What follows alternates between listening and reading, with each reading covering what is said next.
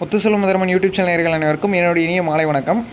ஜனவரி மாதம் 12ஆம் தேதி மாலை சரியாக 5 மணிக்கு இந்த ஆடியோ என்பது பதிவு செய்யப்படுகிறது.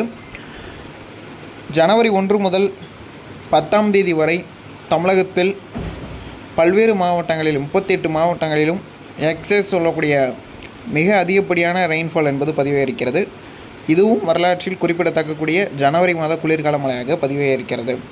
வருகின்ற 15ஆம் தேதியோடு வடகிழக்கு பருவமழை தமிழகத்தை விட்டு விலகுவதாக சென்னை வானிலை ஆய்வு மையத்துறையிலிருந்து அறிக்கை வந்திருக்கிறது. அனைத்து வானிலை ஆய்வாளர்களின் சார்பாக ஒருமனதாக ஏற்றுக்கொள்கிறோம். எந்த ஒரு மாற்றமும் இல்லை.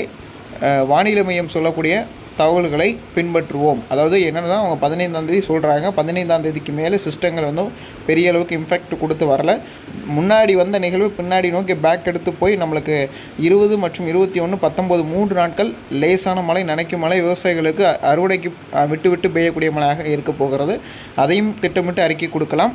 தற்போதைய நிலவரப்படி 15ஆம் தேதியோடு வடகிழக்கு பருவமழை 2023 மற்றும் 24ஆம் ஆண்டு நிறைவடைகிறது என்பதை தெளிவாக குறிப்பிட்டுக் கொள்கிறோம்.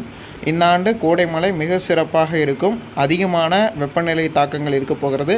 நீர்நிலையில் இருக்கக்கூடிய தண்ணீர்களை சேமித்து திட்டமிட்ட விவசாய பணிகளை மேற்கொள்ளுங்கள். வருகின்ற 19, 20, 21 தேதிகளில் தமிழகத்திற்கு பரவலாக மழை எதிர்பார்க்கலாம். நன்றி, வணக்கம்.